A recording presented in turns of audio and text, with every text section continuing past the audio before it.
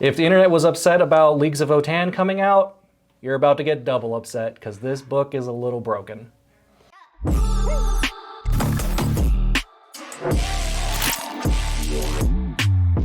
Welcome everyone to Black Rabbit Gaming. I'm Mike, the engineer, with Leo, the director today. In front of the camera again. I hate it out here. It's been a little while since we brought you guys a video, but welcome. Those of you who are joining us again, if you're new to the channel, go ahead and hit that like and subscribe button. Hit that bell and get informed of any new content we have coming out. If you're new, what we like to do is produce fun and informative content focused around competitive 40K. So that'll include battle reports, Codex deep dives, vlogs, tournament information, basically any other competitive content that we can dream up for you. Today, we have a Codex deep dive or review of the new Astra Militarum Codex. If the internet was upset about Leagues of Votan coming out, you're about to get double upset because this book is a little broken. But what we saw before, voice your concerns, and hopefully this can be addressed before it becomes a real problem. So yeah, just to start off, this book is incredibly powerful. It's shored up some of its weaknesses with the other codexes by streamlining some of their abilities, and it's going to be a rough time for anyone that can't withstand the firepower. Guard's typical weakness in the past has just been less than ideal melee counterpunch or anything of that nature, getting tagged in combat on all the vehicles. Now they have significantly better melee options, and tagging a vehicle in combat doesn't necessarily spell doom for it. That's right. While they have shored up some of the weaknesses in previous iterations of the book, there are still some holes that we saw. Mainly secondaries and scoring may still be an issue for the army. That's going to be the only thing that limits this. Which, as a heads up, if you are checking this out a little later and you have the book in front of you, you're going to notice that the secondaries aren't listed in the book. So you're going to have to directly pull them from the Nephilim pack or whatever packet is currently being used for matched play. But they got the Demons Codex treatment, and those options or those pages are not physically in this book. So kicking everything off with the actual rules inside the book itself is the detachment abilities. The detachment abilities are pretty much in line with any other book that has come out so far. So troops, if you've got your standard list building procedures done, your troops are going to have OBSEC. There is now a new caveat for Tempestus units though. They're no longer a troop option, they're all elites or HQs, and only if your entire army consists of Tempestus, Perfectus, or Auxilia, that's the only way that those Tempestus Scions become OBSEC and gain the troops battlefield rolled specifically. Also now there is a slight change that you are not going to be able to pick like the typical regimental doctrines that you did in the past.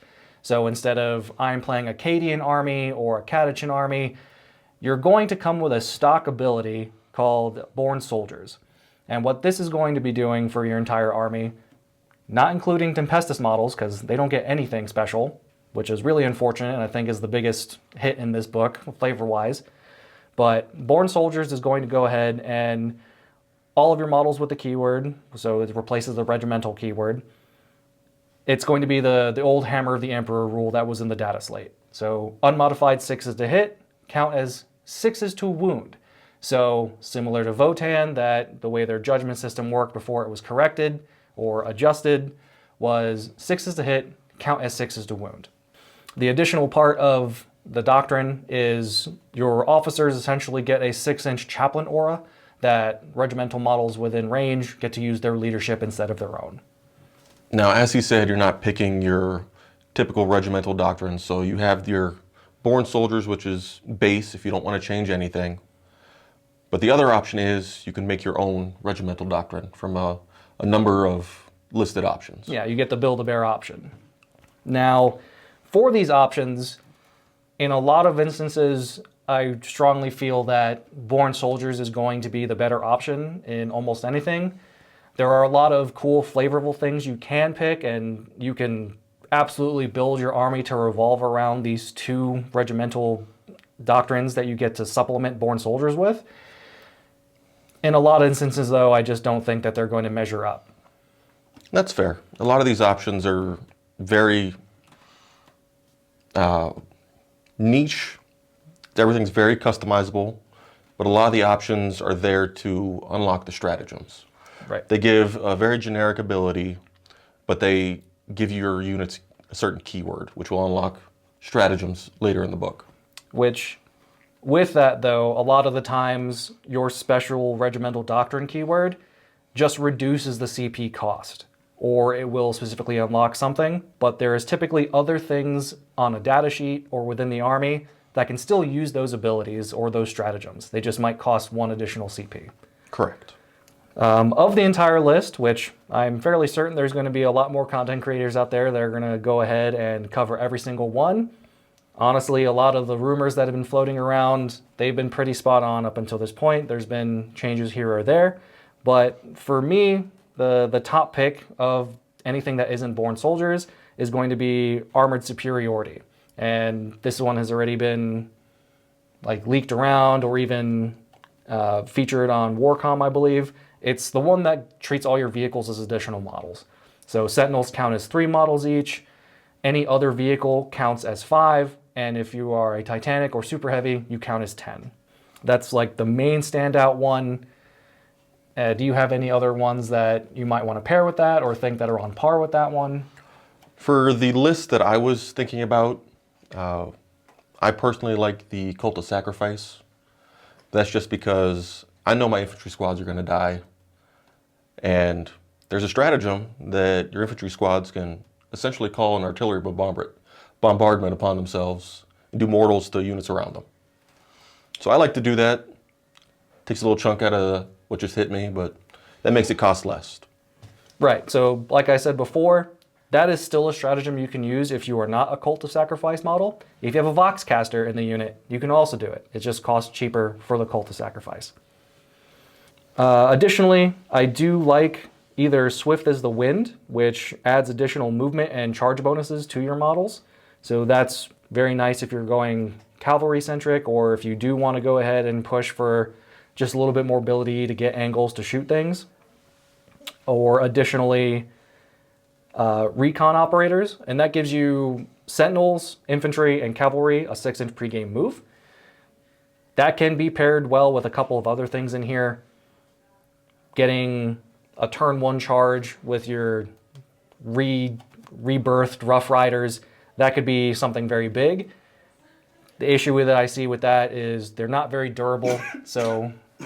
You better go first. I'm gonna leave. So one of the other doctrines I feel is a pretty good strong contender, or at least can be paired with other things fairly well, is recon operators. So this gives your Sentinels, Cavalry, and infantry a 6-inch pregame move. That could be used to leverage turn 1 charges potentially with the new rebirthed Rough Riders, but Rough Riders don't really have the durability to really survive, so I don't think leveraging them as a very aggressive piece in your army is really worth it. Yeah, that's betting a lot on getting that first turn. The other one, on first glance, that I was initially interested in was the additional 4 inches of range. But after going through the book and looking at all the guns... You don't need it. You don't need it. You don't need it.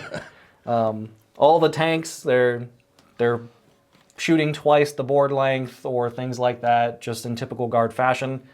If you're going very infantry heavy and you want 28-inch las guns, I guess that is something you can do. The plus 4-inch range on moderate mobile models, like Votan, it's great on. For Guard, I don't see it working as well because you generally have the mobility to get to where you need to be. You have the mobility, or the guns already have the range. Yeah. You don't need it. Again, Born Soldiers is probably going to be the go-to in all instances just to spike up your efficiency of hitting and wounding, but there are some cool things in the Build-A-Bear section that you will be able to leverage yourself. Correct. Now, were there any standout units that you wanted to highlight before we start diving deeper into the book? So, just like Space Marines are the poster boys of 40K in general, the Leman Russ is the poster boy for the Astra Militarum. That is probably one of the best things in this entire book. Between getting the turret keyword on their main weapons, their durability, their points efficiency, and with the updated weapons profiles just equalizing their number of shots, Leman Russes are definitely back in play. Absolutely. And guys, we're going to get into that turret keyword that Leo just mentioned a little bit later. It appears a lot more often in this book than you might suspect, and it is extremely powerful. Absolutely. Any other standout units you wanted to highlight? The big boys, the other poster boys, the Baneblade chassis. They're significantly improved, and you can very easily build a list around multiple super heavies. I'm not sure if that'll be game winning, but you can easily throw down 3 big toys and probably table people. Oh, absolutely. Absolutely. Do you have any that stuck out to you? Well, you mentioned the Baneblades, which are toughness 9 now, which is quite silly. The Leman Russes, absolutely. But I think probably the most standout and one that we'll see in every single Astra Militarum army is going to be that new boy on the pony. Yes, the Lord Solar Leontis. He is probably the only auto-include in the book. You can build around this army however you want. I would be very surprised if anyone in the future does not bring that model. Correct. For what he cost you to what he gives you, he is an absolute steal. Yeah, comparatively, he's like a side grade to Morven Vol. Not as durable, not as much damage, but the amount of buffs he can throw out for your army and support them, he is definitely worth it. And for 100 points less. I think that's fair, because he's not as durable as Vol. But we'll get to him later, but he is... We definitely agree he is the auto-include of the book. Absolutely. As silly as I think he looks. Absolutely. Were there any absolute losers you felt in this book, Mike, before we jump into most things? Absolute losers. So, as we said before, you're not going to pick your typical regimental doctrine, your Death Corps, your Catechin, any of that. They've been broken up into specific infantry squads in the troop slot. I would say we're typically not going to see Catechins. No, unfortunately not. They're 15 to 20 points more than a basic infantry squad. The ability they get isn't necessarily that great. I'd say the same with Death Corps or Krieg. We're probably not going to be seeing them very often. Of the infantry squads, I think you're going to be seeing either the basic squad or Cadians. Yeah. You're not going to be seeing the other regiments, unfortunately. They just don't stack up for the additional points that they cost when you start breaking everything down. So the models look great. They're significantly cooler, but unless you are building for something very specifically, the basic infantry platoon wins out for me. Mike was saying earlier the Cadian infantry squad wins out for him. And we'll cover more in detail later why we agree and disagree on the use of those models. So the other thing that probably stuck out to me is probably not as great as it used to be. I'm just not a fan of the Chimera anymore. This army doesn't need the transports anymore. It doesn't. You used to be able to just throw models in the Chimera, drive it across the table, protect your stuff. Your battle tanks and your artillery are going to do all the lifting in your list now. So you're just going to take these infantry squads, do your actions, score your points, while the heavy lifting and tabling is done by your vehicles. A slight glow up, I'd say, though, from best to worst, is probably Ogryn. Yeah. Will I use Ogryn? Absolutely not. Bulgrin still completely outshine them. Absolutely. But Ogryn have gotten the biggest facelift out of anything in this book. Explain to us how orders are similar and how they're different. Well, I didn't really know how they worked before. Okay, so with the data slate, orders have been changed from the old book to be able to essentially splash out. So you'll go ahead and you'll select a unit within 6 inches and order them, and then units close to them could also get that same order. It just it added a whole bunch of efficiency to when you're giving out orders, so that way there's not units that are missing out on anything. That rule still stays here. The main difference, though, is there are now 3 order trees. And depending on what character or officer is giving these orders, depends on, or will dictate what tree they can utilize. Going back to how important we said the new Lord Solar model is, he can select and give orders from all 3 of these. So you can give orders to anything with the squadron keyword, typically, and there is a specific regimental tree for that. You can, typically, it was only tank commanders were able to give mechanized order to things with the squadron keyword. And then now there is a special tree for commissars that they gave out orders to. And the special thing about commissars is they are now able to order the abhuman units. So Bulgrin and Ogrin can get orders if you'd like. Rattlings. So he can go ahead and do those. So those are 3 main trees. Things for platoon keyword, squadron keyword, and the commissar can pretty much order anything that's not vehicles, with the addition of adding specifically orders to officers, because they can no longer order themselves, and give out to abhumans. The special thing about that, though, it specifically says when you issue those orders out to those officer or abhuman units, you don't get the splash effect. So you're only telling that specific unit to do what you need them to do. And then with those ranges on that, for the commissar tree and the regimental tree, it'll be 6 inches. But if you're issuing a mechanized order to a vehicle, it's a 12-inch range. Right. So the unit needs to be within 6 inches for those first 2 trees to be affected by it. Mechanized order can stretch out 12, but the splash on each is still only 6. Correct. And I don't know if this was the case before, but the same officer can't issue the same order twice. Correct. Well, actually, no. They could issue out the same thing multiple times, I'm pretty sure. Okay. Full disclosure, I haven't touched Guard since 9th edition, but I was a very avid Guard player in 7th and 8th. So this is definitely going to be bringing me back, and that is exactly what Mike had said. The same officer cannot issue the same order anymore. So you just need to leverage that splash out. So you leverage the splash out. If you have multiple officers, different officers can issue the same order. So if you want to push that one specific order out, you have to leverage multiple officers and that splash. Right. And going with the orders, there is another caveat that we need to discuss. So the orders are issued in the command phase.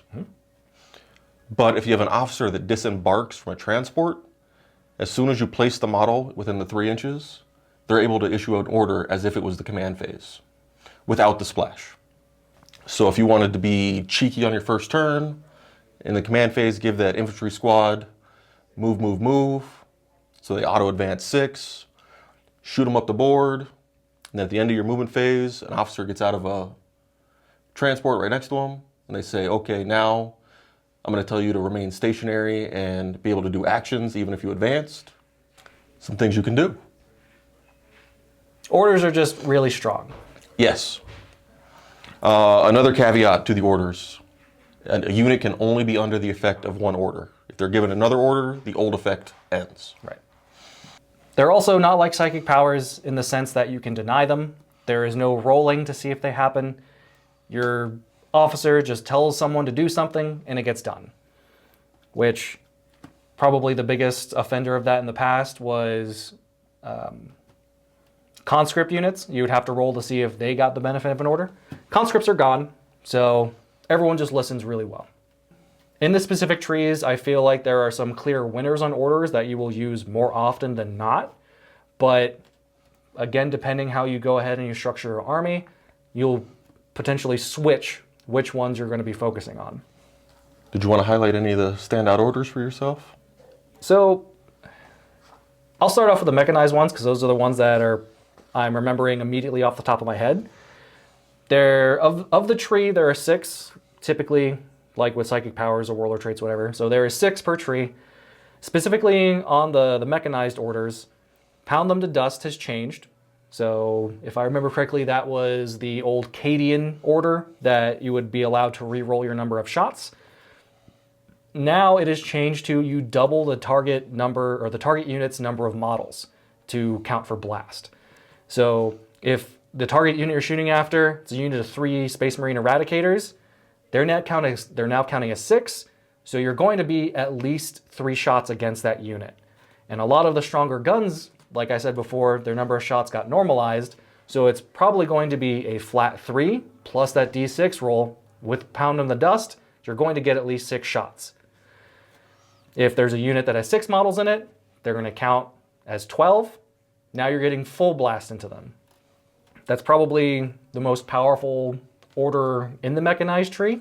Absolutely. Blast is going to be a problem again.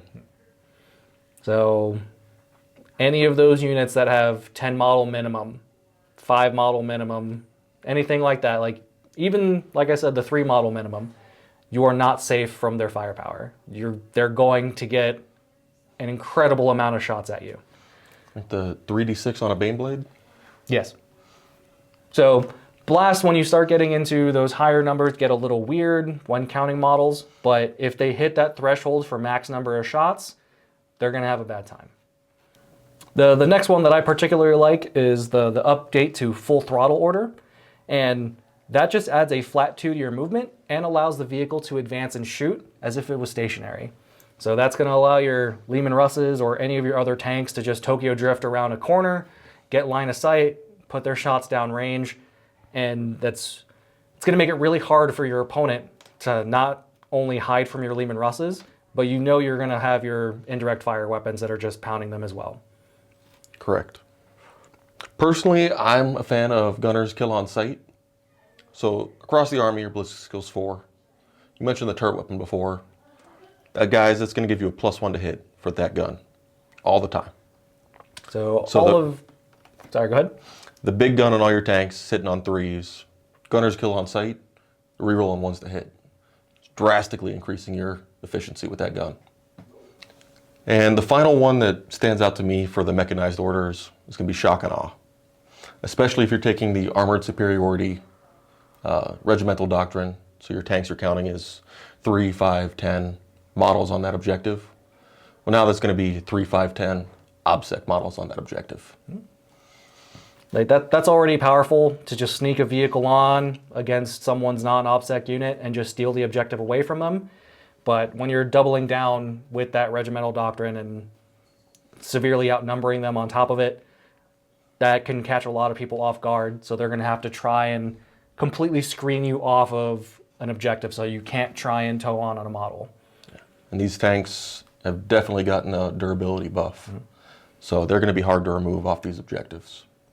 Going to the new Commissar order tree, some of these, like with the fancy new rules that Chaos Demons have gotten, now they can go ahead and drop in your leadership away and stack different debuffs to make it closer and closer and inch their way in to make reliable charges. These orders are going to absolutely ruin anyone's reserve plans. With the Remain Vigilant order that Commissars and the Lord Solar can give out, you select a unit, and when you order them, it becomes a 12-inch nope zone that nothing from reserves can come in. So that's going to cripple demons. If a demon player is now going against guard, you're gonna have to start on the table to try and do anything you want, which that's what the guard player wants, or you're just going to get stuck constantly dropping out and getting shot. This is probably one of the best orders in the entire book. Oh, absolutely. With the current meta of everything coming down, whether it's Blood Angels, they want to come in and get their 8-inch charge, or whatever they need, demons, Genestealer Cult, if they're coming on a rise, according to GW, they're perfectly fine. Please help them. Please help Genestealer Cult. Well, they get new battle tanks now. That's true, if they want to dip their toes in this. Also part of Remain Vigilant is if that unit is ordered and they get charged anyways by maybe another unit that didn't drop in, they can go ahead and hold steady so they overwatch on 5s, even if they're not in defensible terrain. Yeah. I don't know if that's going to come up nearly as much as this whole zone of the board. You can't deep strike and charge me. It probably won't, but that's something that you need to be aware of as a combat army, that they can be standing in the open and still hit you with those 5-ups. Other than that, they're probably the best Commissar order is Duty and Honor. And that one goes ahead and allows you to advance and shoot, and also complete an action and not fail while you're doing either of those things. So you can go ahead and take an infantry unit, push them up, order them duty and honor, they make their advance roll, they move the big 12. Now they're in a different table quarter. Now they do an action. Now they shoot. Or you can have the commissar get out of a transport after they've moved.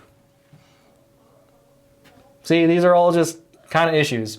Like, this is what we're telling you. You can't stop these things. The guard player is going to move around. They're going to have other options to keep their scoring potential up.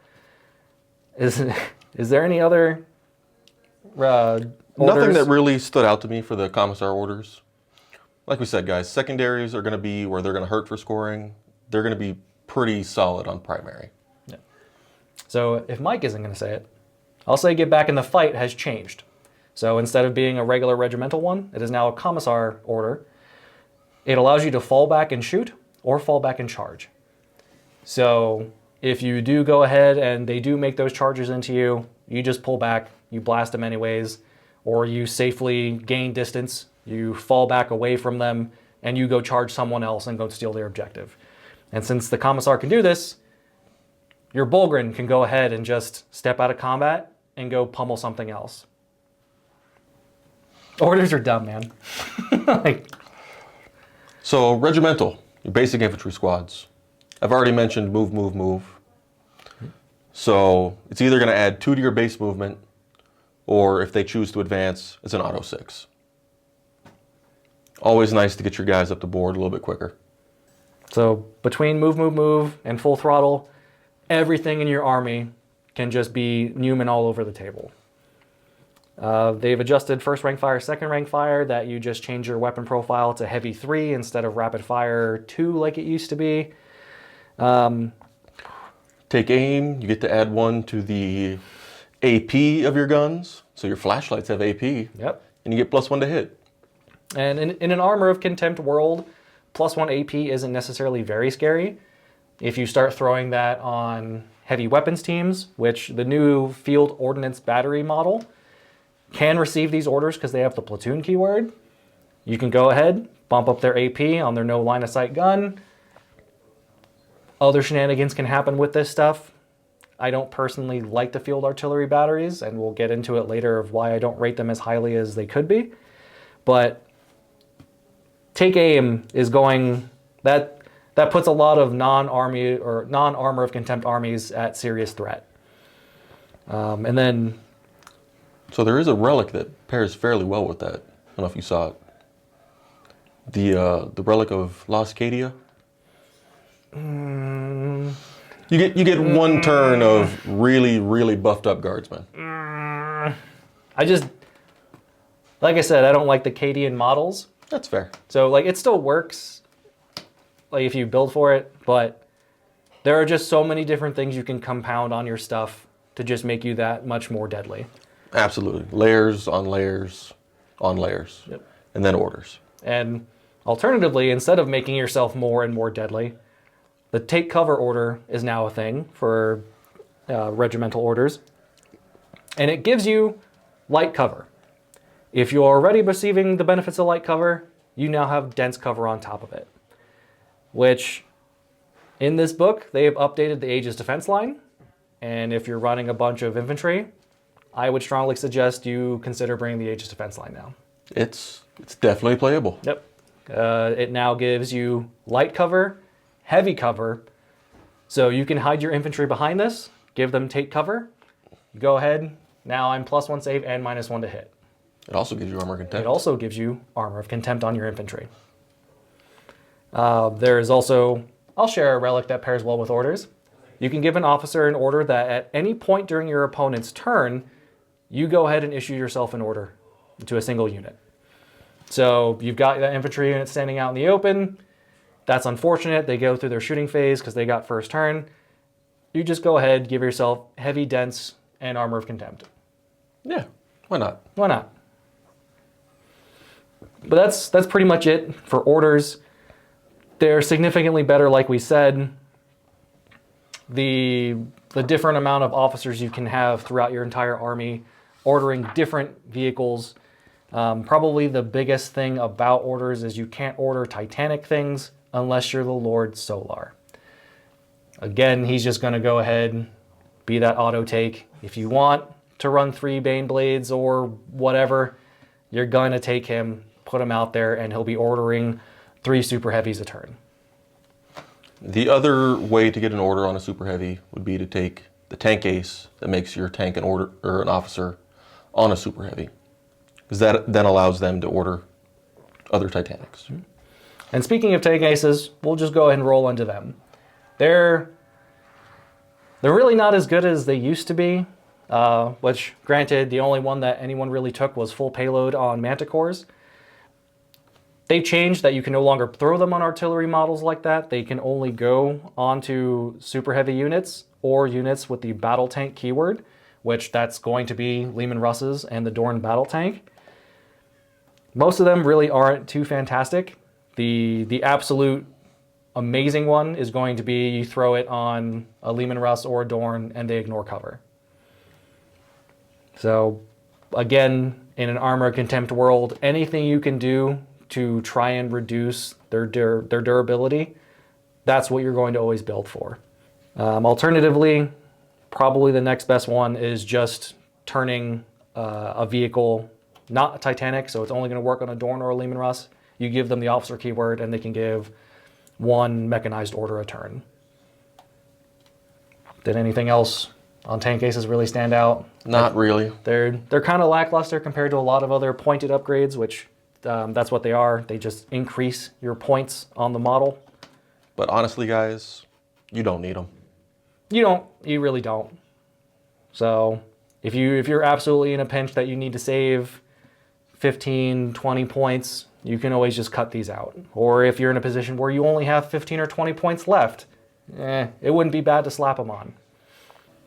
How do you feel about the stratagems in this book? The stratagems? There's 1 or 2 that caught my eye, but overall, they're a little lackluster in my opinion. A lot of the stratagems, like we talked about earlier, are going to be tied to those keywords you get from the Build-A-Bear style regiment doctrines, and that just reduces the cost. You're still able to use them, they just cost a little bit more, but nothing really stood out like, oh my god, this is amazing. There are a few that are definitely clear winners, but yes, there is nothing that's like, I build my army around this ability, and it's going to be the linchpin to my army winning. They're just supplemental or situational things that you might squeeze out a little bit more damage.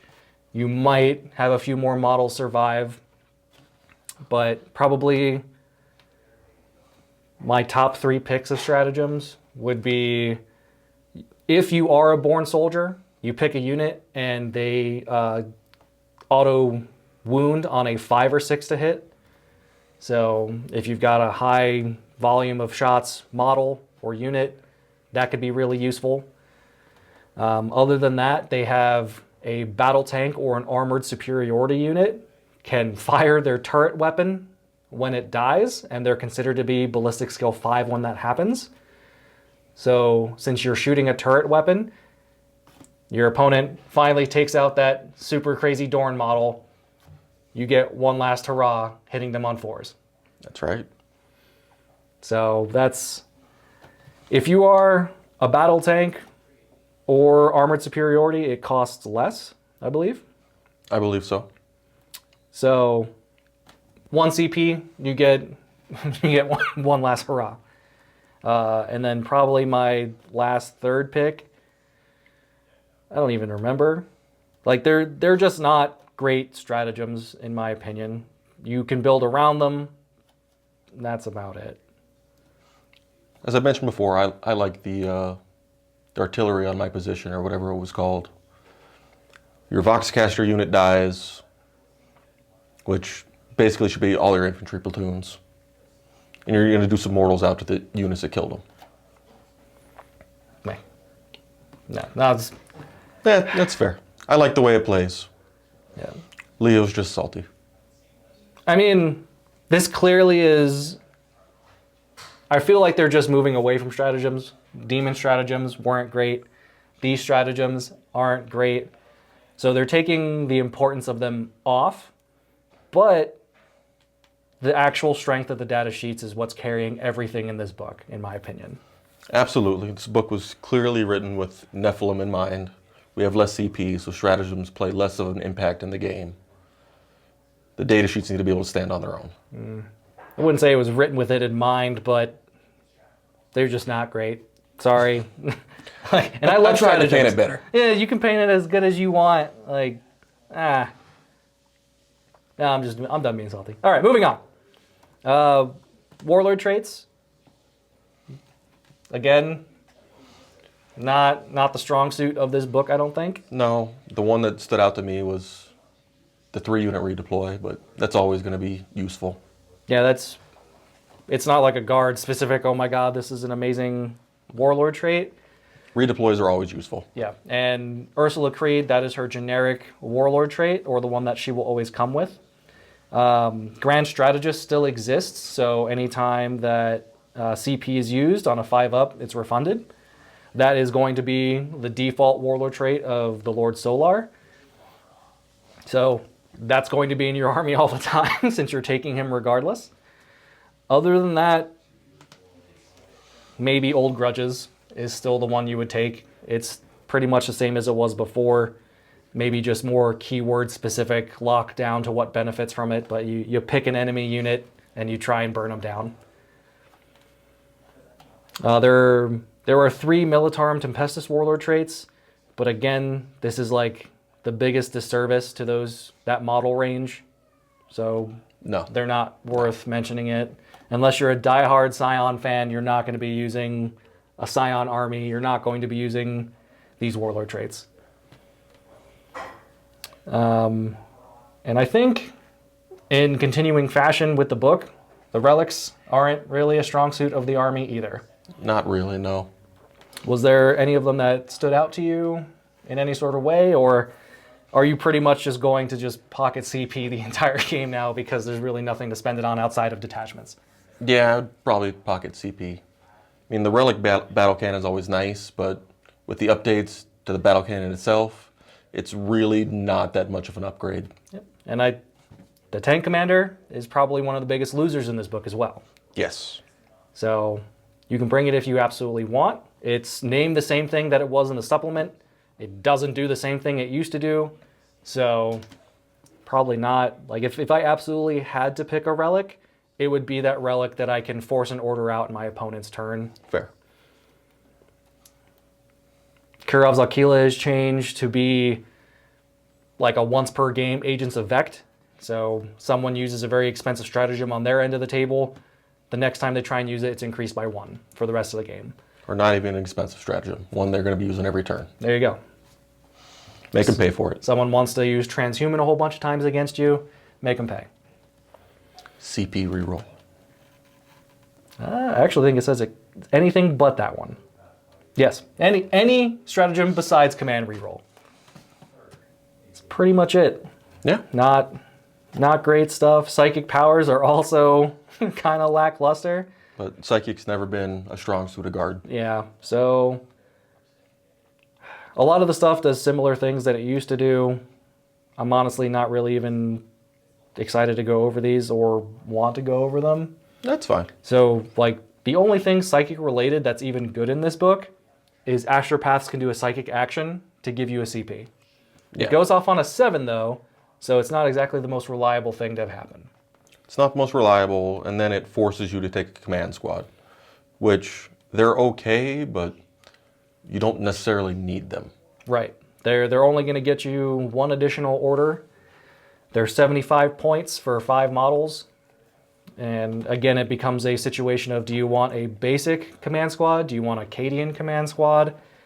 I prefer the basic one because you can at least slap a heavy weapon into it. You can't on the Cadian one.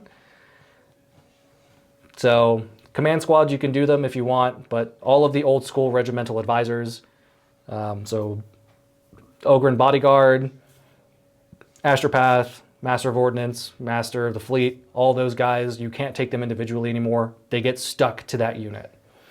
So that makes a meh unit immediately much more expensive. Yeah. So since the secondaries aren't updated in here, the command squad gets the character keyword now, so it makes it a little easier to work on your secondaries of having that banner in the center of the table. They're not a durable unit, so as soon as you start throwing them in dangerous situations, you're not going to have them for long. So that's pretty much all of the special things outside of data sheets. So kick us off with the HQs, Mike. Well, let's talk about Mr. Ponyman himself. Mr. Ponyman. So as Leo said before, it's kind of a side grade to Morgan Vol in his opinion. He is 100 points less. He did argue that he's less durable than Morgan Vol, but only marginally so. They both have 8 wounds. Vol has a 2-up save where he has a 3-up save. She has 1 more toughness than him, but they both have a 4-up invul. They both have damage. So he's only marginally less resilient than she is. He's much faster too. A little bit faster, yeah. But his other data sheet abilities are pretty spicy. He is dumb. This is so dumb. But So as has been highlighted on, I think it was Warhammer Community, they did a spotlight on him. Mm-hmm. After you pick secondaries, if for whatever reason you feel you've picked a bad secondary, you can use his ability to swap one of them out. Or if you like your secondaries, you can just say, I'm going to have an extra CP turn 1. Generally, you're not going to swap out your secondary ever. So just by including him in your army, you're always going to start 1 CP up. Or at least, that's how I think the best way to use him. Absolutely. If you've been playing competitive for any amount of time, you've gotten fairly decent at picking your secondaries. You're very rarely going to pick a bad one. And even in that instance, you're never in that moment of before the game, you're not going to realize you did an oopsie daisy. It's going to be at the end of the game of, all right, that wasn't the best secondary to try and pick. I shouldn't have gone for assassinate. So it's always the hindsight situation that it's going to be, I should have picked something different. Unless you're trying to be a galaxy brain like our friend Josh on the channel and bait your opponent into deploying or something in a different way, where you pick a very targeted secondary and say, okay, you've put your game plan around that, I'm going to change it now. That's super high level and not worth it, in my opinion. It's not something to just take the CP. Take the CP. Take the CP, and that's about it. So he has an aura of reroll 1s to hit, reroll 1s to wound for core. Mm-hmm. Always nice. And then he's got the very spicy Morven Vol rerolls. So he can pick a unit in the command phase, get full rerolls to hit, and if they're core, full rerolls to wound. Yep. So alternatively, a step up above Morven Vol, when he does this ability, he can select the battle tank keyword. So your Dorn, a Lehman Russ, they can get full rerolls to hit for the turn. They won't get the rerolls to wound because they're not core, but if, say, your opponent went ahead, they went first turn, they rush the center of the table, they don't have anywhere to hide when they did it, now you can pick that Dorn or that Lehman Russ to just put everything it has to bear into them, rerolling all their hits. Absolutely. And with Born Soldiers, fishing for 6s can very easily be a thing you try and do. Absolutely, absolutely. On top of all that nonsense, he is an officer, so he gets to issue orders. He gets to issue 3 orders, and his are a little special because he can target anything. Yep, he's Big Papa. He tells everyone what to do. Platoons, he can target abhumans, he can target tanks, he can target officers, and he can target super heavies. Target everything. Yep. So, like we mentioned before, it's going to lead into the next, or one of the next HQ choices. It's, you don't need a tank commander now, because he can babysit your tanks if he wants, and order all of them with a single order, and then buff other things with his 2 other orders. Absolutely. So, this is why we're saying he's an auto-include. If you're not bringing him, there is probably something very specific you're going for, but he is just better than any other option in the HQ slot. And he's Supreme Commander, so you can go ahead and stuff him in his own detachment, and then just cram a whole bunch more other HQs if you want them.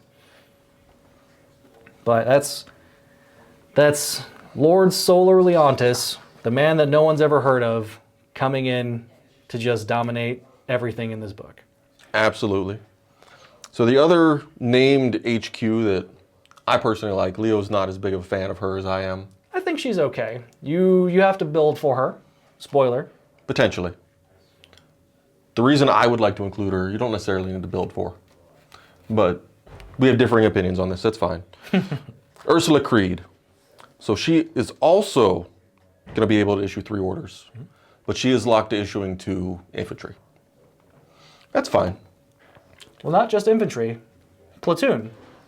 So again, yes, those field ordnance batteries can receive orders from her or any other regimental officer. Correct. And the nice thing about her, when she issues orders, she makes them shoot harder. Yeah. I don't know how your words make bullets hit harder, but she found a way. So anyone that she targets with an order, their ranged attacks get +1 strength. That's pretty much her thing. She also gives a 6-inch ore of reroll 1s to hit. So she is just a force multiplier on many levels. The reason that I like her, I always find myself needing just one more reroll. One more reroll in a phase. And she lets you use the CP reroll twice in a phase. That's cool. I would never really probably leverage that, but that is something nice. Also, something to note with her is when she is using her order to go ahead and increase the strength of the unit shooting, it only works for the initial unit targeted, so it's not like she can do the AoE effect and splash it out on multiple units at once. It's only going to be on who directly she orders every time. It's still 3 units. That's still 3 units. But that's just something to clarify that she's not buffing an entire army with +1 to shoot on the strength, but that's still a good thing. And she also has the Commandant keyword, which you are only allowed to have a single Commandant per detachment. The only other model that is going to contend with her for that is the next HQ choice, which is the Cadian Castellan. Yeah, it's the generic HQ. Yeah, he's old school company commander. He does 2 orders. Yeah. And that's pretty much it. He knows the regimental tree. Reroll hits a 1. Yeah. Nothing crazy there. So that is a good upgrade for all these HQs, that they're giving your core units rerolls that they didn't have before, that it only came from orders, and now their orders are buffing them in different ways. Comparatively, Ursula Creed is only 80 points. The Castellan, before doing any sort of weapon upgrades, is probably, or he's 50 points before that. So if you have the 30 points, you might as well just take Ursula for the additional order and for the potential to increase your shooting potential. And actually taking a step back again to talk more highly about the Lord Solar, he's not bad in melee, and he's not bad in shooting. His horse has laser eyes. Gets 2 strength 8, AP3, damage 3 shots. Ballistic skill 2, and his melee is just an AP3 damage 2 sword. He's got 6 attacks, so again, he'll always be there. He'll be doing everything you need a character to be doing. But those are the main HQs. Yeah, we've already talked about the command squads. You don't need them. Tank commander, honestly, for a data slate, it's probably one of the bigger losers in the book. Yeah, it's a Lehman Russ at this point that gives an order. Yeah. There's no buff to ballistic skill, nothing like that. Nothing that really makes them stand out. They cost more to give an order. Yeah, so it just eats up an HQ slot. If you don't want that relic battle cannon, I'm sorry if you've converted up amazing looking tank commanders. Competitively, they're probably just going to be regular Lehman Russes at this point. If you really want to use it, just give that Lehman Russ the tank ace. Exactly. I'm actually not sure if it comes out to be less points to do that as well. Same points. And then you don't need an HQ slot. And then that's just a single model in that squadron that gets to do it. Yeah. So just take a basic Lehman Russ over the tank commander. Yeah. The other HQs, nothing really stood out to me. Strachan is still in there. Strachan's still in there.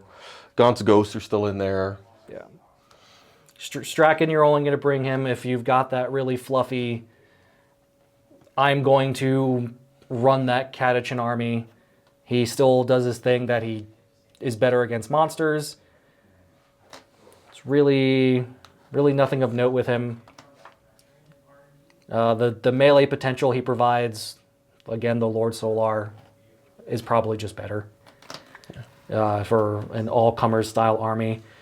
Premier Psyker still does what he does. We don't care for the psychic powers, so you can probably just leave him at home. So Gaunt's Ghost, there's so many different profiles, so many different things you have to remember. It just seems more of a headache than they're worth bringing. Yeah, it's like they made the models, they put the rules in there.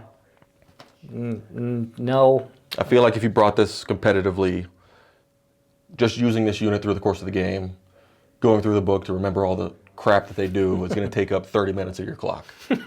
Yeah, they've got a Silent King's worth of data slate and page rules, so would not recommend. We already covered the regimental attaches, so the only one worth it is the Astropath, and that's if you're just trying to farm CP, generally for only about 2 turns a game if he lives all 5. The troops we already kind of covered. Yep. So, the main reason that I prefer the basic infantry squad over the other 3 troop options is they're 65 points. You only will ever pay to upgrade the melee or pistol option on the sergeant of the unit. I don't think it's necessary, especially when it's 5 points per upgrade for really nothing great on it. But in this unit, you can take a single special weapon and a heavy weapon option. So I like that flexibility. You can sit back, throw free las cannons in units between the orders that they can take or the reroll ores from the other officers. That gives you pretty reliable las cannon shots downrange. It does. It does. And even in a guard mirror match with the increased toughness on Tanks. the tanks, the Lehman Russes, the Dorns, the Bane Baneblades. Dorns, all that stuff, Ursula pumping them up to strength 10 las cannons, that helps out. It does. But what is your argument for the Cadian command squad? So, Or Command Cadian squad. infantry squad. Well, there is a Cadian command squad too, and they have the same issue that yeah. the regular one takes heavy weapons. So, Leo likes to take heavy weapons in his squads. I prefer to keep them more bare bones. I see them as bodies that take objectives, do actions. I'm not too worried about their guns. The Cadians have a rule on their data sheet that gives them additional hits on 6s. So for the same cost as a regular squad, if I'm not taking the heavy weapons, I just see them as better for my playstyle. That's fair. And they do have the Cadian keyword, so you can give them transhuman with a stratagem. I don't think it's worth it, because you're still paper bodies getting wounded on 4s with a bad save. Yeah, I'm not worried about that at all. So, and Leo said there's minimal upgrades for the squads. One of them is a Voxcaster. It's free. Take the Voxcaster.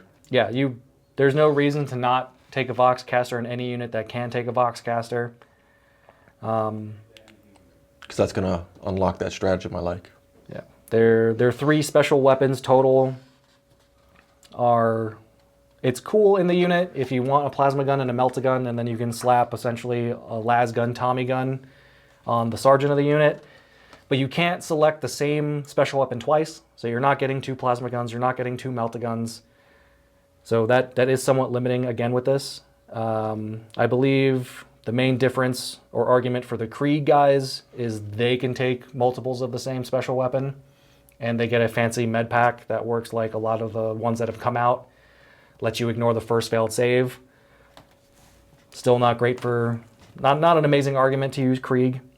Catachan units, they get additional 6 to hit in melee. 6s to hit in melee. But their only special weapon they can take is a flamer. They can't take heavy weapons. They can't take any other special weapons. Yeah. And they're just more expensive. So unless you're building for a Catachan melee army, you don't need them. Right. So next we have Sly Marlboro. I was never really a fan to begin with, so I didn't even read his data sheet. No, I didn't either. He's kind of like the same situation as Strachan. Yeah. If you're bringing a Catachan army, he can be a fun option to use. He sneaks around. He has this weird little Booby trap one-man thing. army and booby trap stuff. Yeah. I wouldn't bring him. How about these guys? Probably the one that most people have been the most excited about. Stormtroopers? Or Karskin? Karskin. Honestly, I wasn't very impressed. No. No. They're a 100-point unit for 10 models. 10 points a model. You don't pay for anything outside of, I believe, the fancy sniper that they get.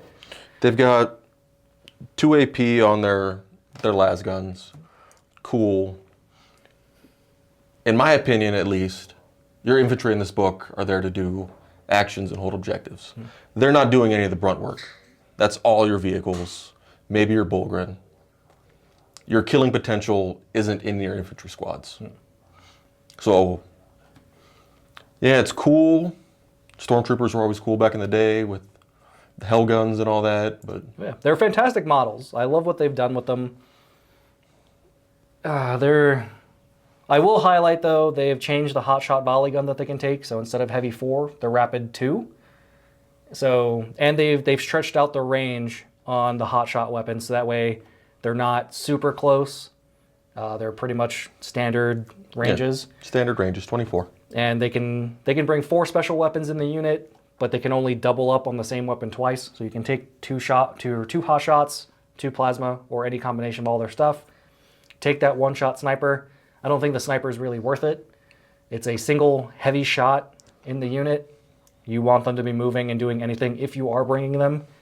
Compared to their old iteration, they lost deep strike potential. So you're probably going to want a transport to put them where they need to put those good quality shots at. They have minimal strat support that they can force mortal wounds when they do 6s to wound. So if they're born soldiers, 6s to hit are going to immediately cause mortal wounds in addition to normal stuff. I believe it caps at 6. Yeah. So they have lethality built into them. I don't think you need your infantry to fill that role in your army, though. Not at all. And the only other thing is that they're now Imperial chosen, that they get to select one additional regimental doctrine that doesn't exist in your army already. So they can be born soldiers, and you can give them something else to supplement them as well.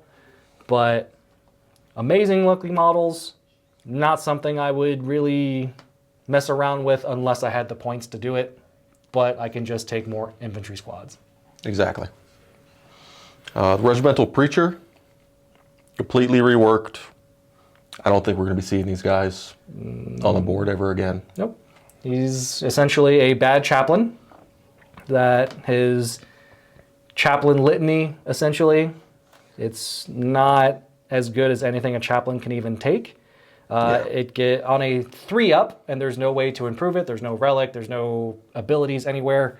On a 3-up, you select a corps or infantry character within 6 inches, and you add 1 to their charge rolls.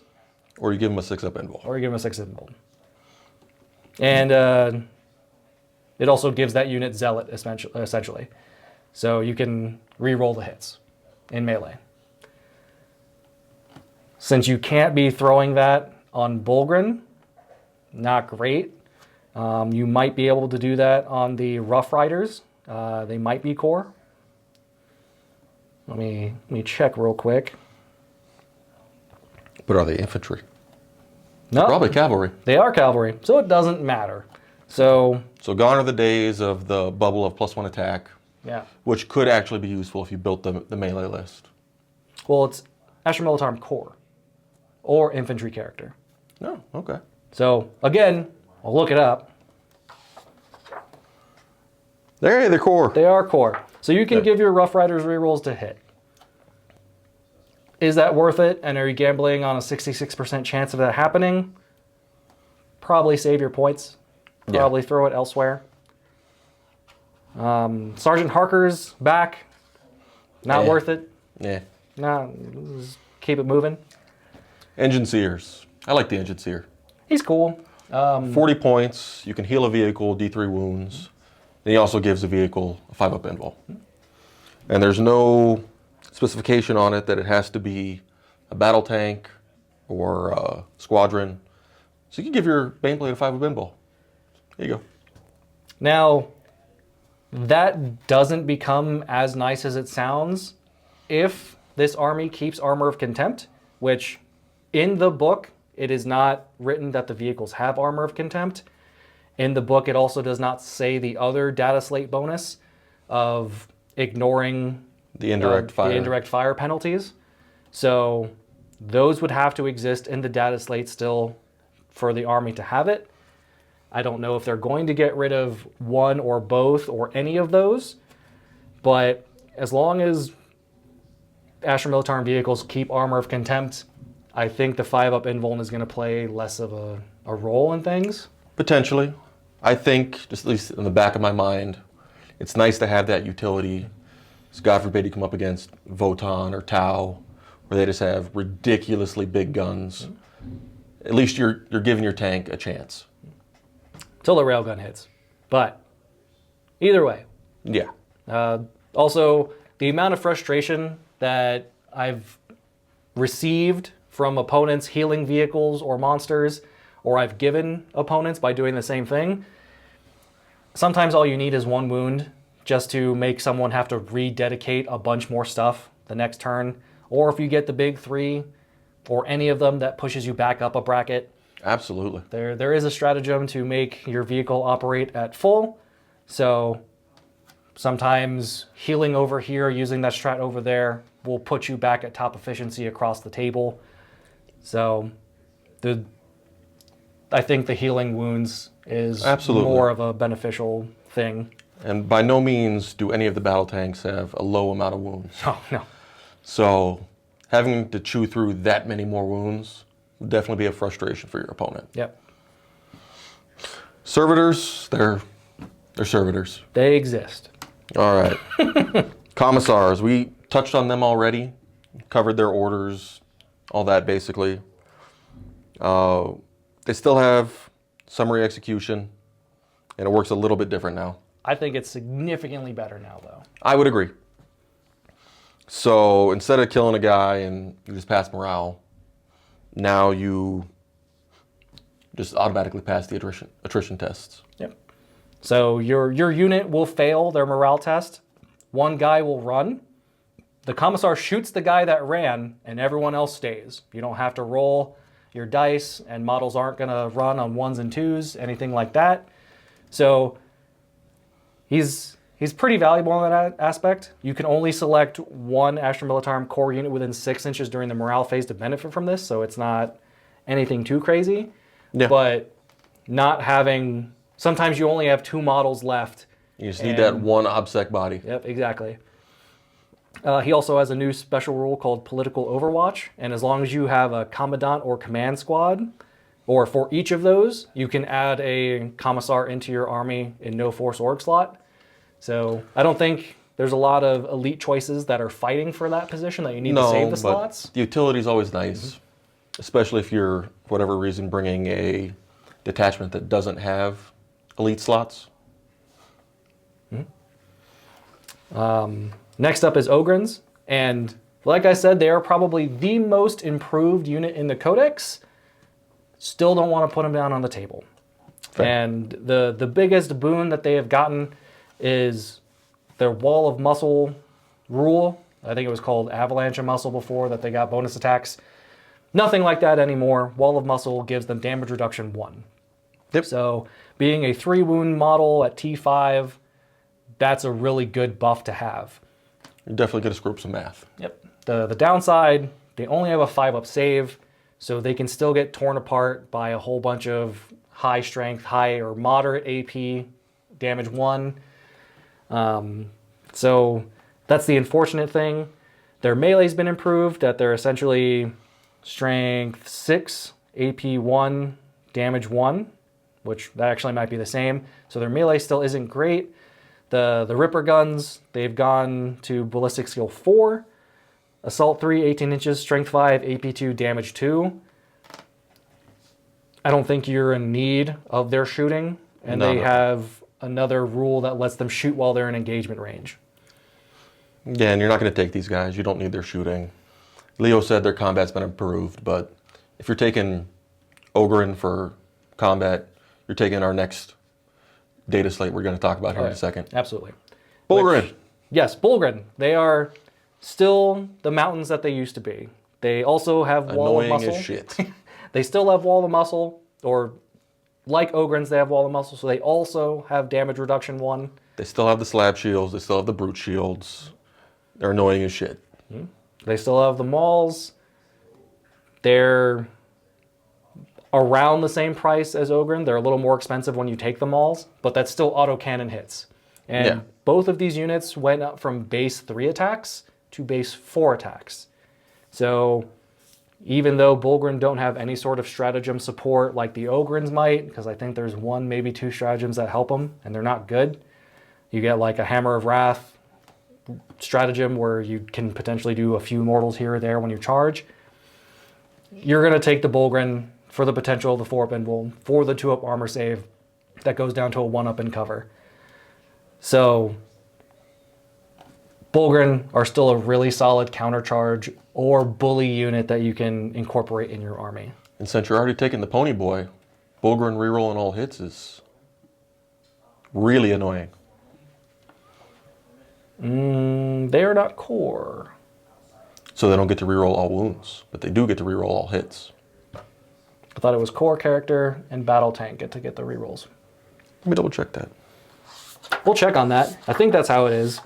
But Commissar can order them. They can fall back, charge.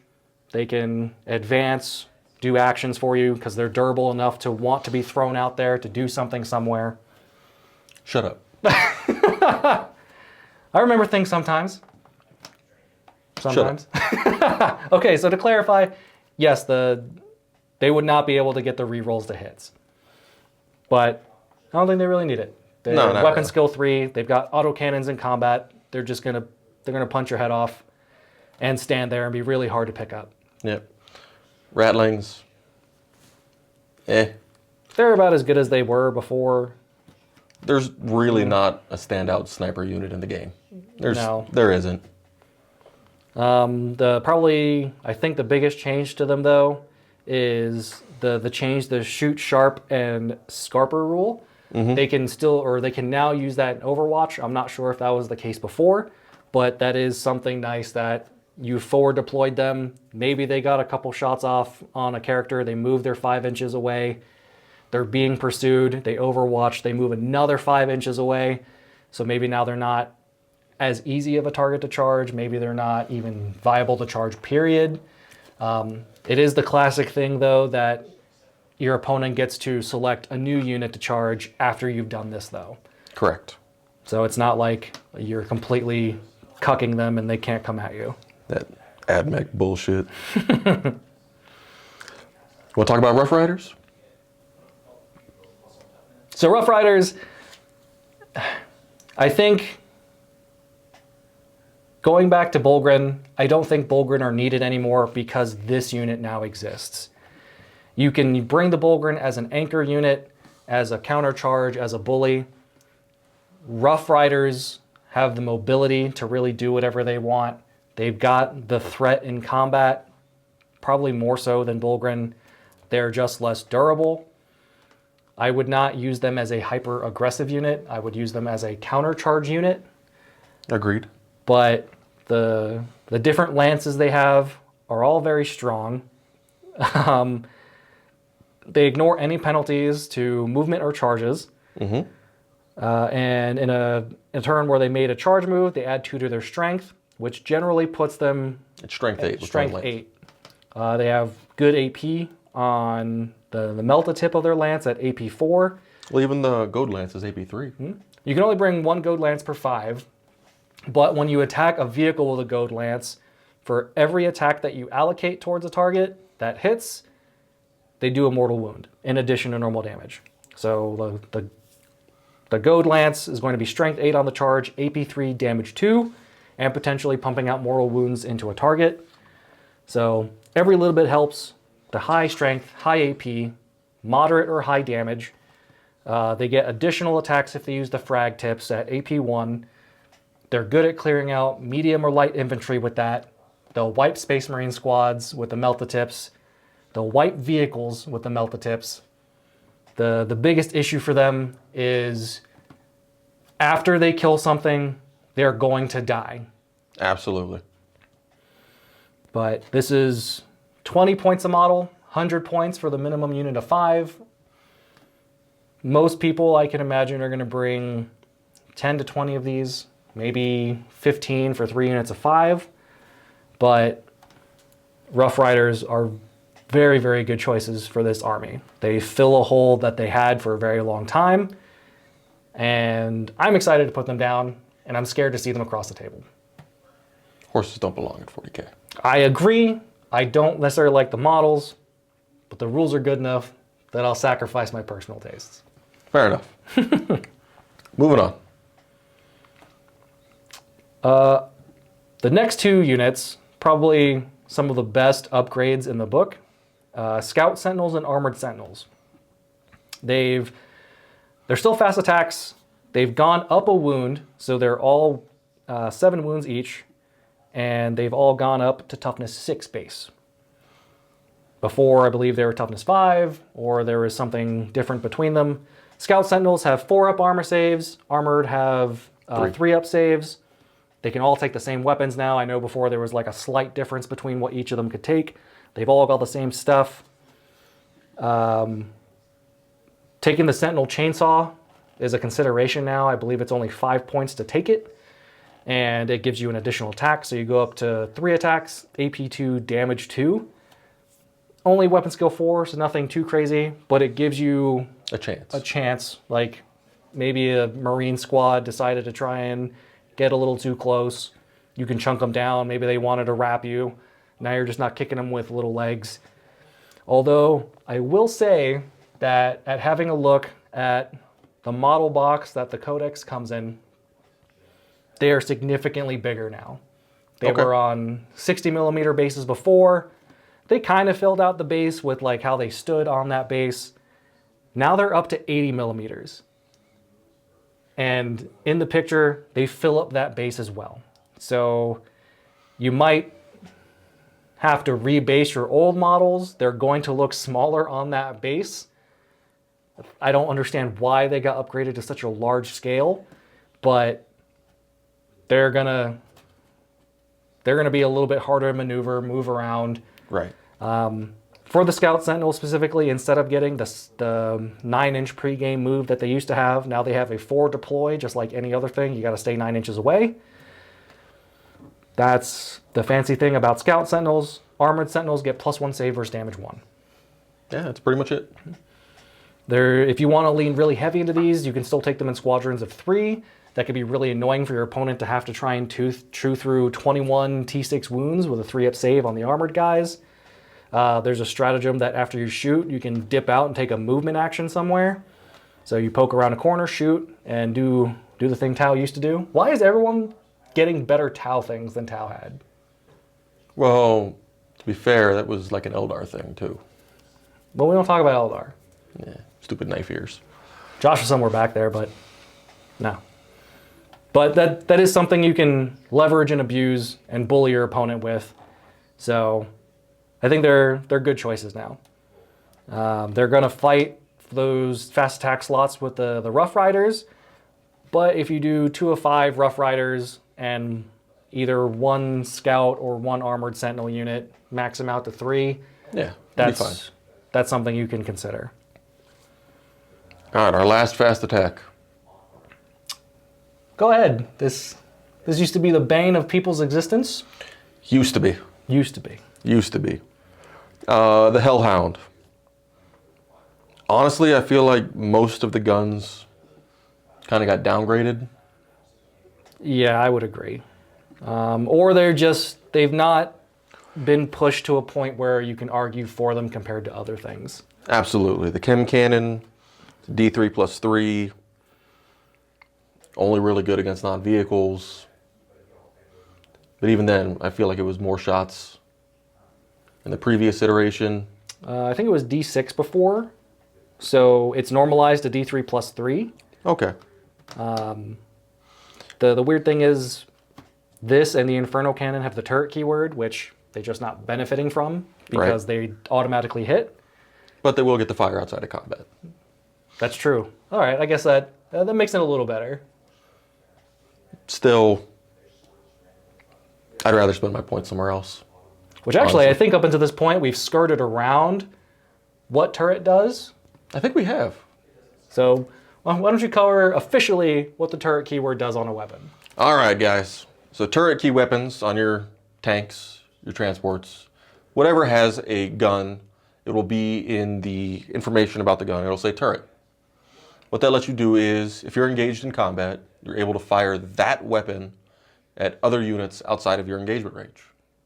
To do so, you do take a -1 to hit penalty. But turret weapons, all the time, get a +1 to hit. So you'll be hitting at your normal ballistic skill, firing out of combat. If you're not engaged, you're hitting on 3s now. Miss anything? No, that's exactly what it does. It's another thing that has shorn up any sort of negative thing this army had. They got their countercharge units, they got their melee units, and now most vehicles, you cannot stop them from hurting you. So they will still have big guns never tire, so any hull or sponson weapons, they have to try and clear out whatever is in engagement range with them. They can still allocate out, so if it's one guy, I only want to try and take 3 pop shots at it, I can still try and shoot out elsewhere, but you're not stopping the turret. Right. So the battle cannon, in this instance, the Chem Inferno or Melta cannon, they're still going to go out. They're still going to go after whatever they feel is the most threatening.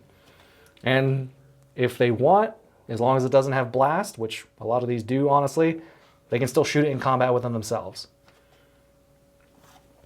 Now that we're into majority of the vehicle section, probably a very worthwhile upgrade is armored tracks.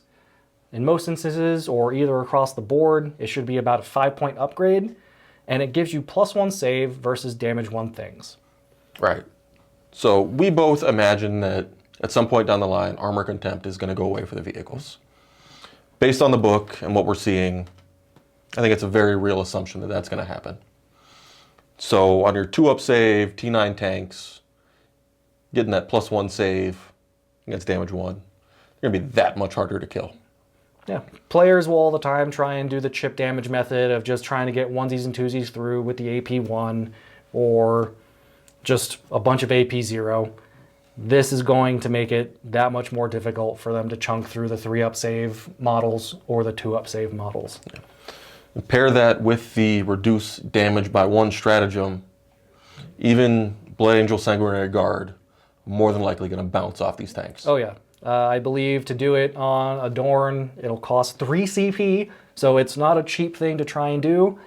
But when that means the tank's alive. Exactly. When that Sanguinary Guard unit comes in, they're going down to damage 1 attacks when you've got 17 wounds. They're not going to kill you, and you're just going to kill them later. Yeah. So armored tracks, I think you should either plan to put them on your things, or if you have points to spare, they're a very worthwhile investment in my opinion. Just plan to put them on. Just plan, probably best. But that's it for the Hellhound. Moving on to the heavy supports. The best units in the entire army are in this section, and there are so many good options. You're going to struggle to try and fit them in detachments unless you take the spearhead, but even then... There's so many options. Yeah, and even going back to the Hellhound just now, a lot of these units, they have the squadron keyword, but you can no longer take them in squadrons of 1 to 3 models. So you're going to be eating up your heavy support slots a lot faster with some of these things. But the first listing in the heavy support section is the brand new model, the Rogel Dorn battle tank. Okay, so some things that just stand out immediately. We've got 17 wounds, so we've got a crap load of wounds, but we are below the 18 wound threshold, so we can take advantage of obscuring. Got a 2-up save, and we're toughness 9. That ruins most anti-tank vehicles' efficiency. 'Cause Absolutely. Strength 9 is like the benchmark, right? Like some things are pushing out to strength 10 or so, but strength 9 is, I'm generally going to put that into vehicles. That ruins all your math on everything now. Meltas are wounding on 5s. That hurts. Yep. That hurts. Because even a Sister's Army with Paragons getting their Morven Vol rerolls, I think on average they might do 7 wounds to Adorn with that. And that's that's not great damage. It definitely changes the math in a very positive way for the Astra Militarum player. Yeah. Especially since if that same Paragon unit steps out to try that and bounces in that manner, they're going to get picked up next turn. And that's an awful trade that you never want to actually have to do. So just base, without changing any of the guns out, this thing has a metric crap ton of shots. So it's going to come base with the Castigator Gatling Cannon. So that, guys, is going to be a 24-inch, heavy 12, strength 5, AP 1, damage 1. So that, if you get tagged in combat, that's going to be great to clear all those little infantry guys off you. It's coming with a heavy stubber. Everybody knows what a heavy stubber is. And then your twin battle cannon. So this is going to be a heavy 2d6, strength 8, neg 3, flat 3, blast, turret weapon. Yep. So again, Dorn's hitting on 3s in most instances. Yep. And while as cool as I think that dual battle cannon is, I don't think it's as good as the other option.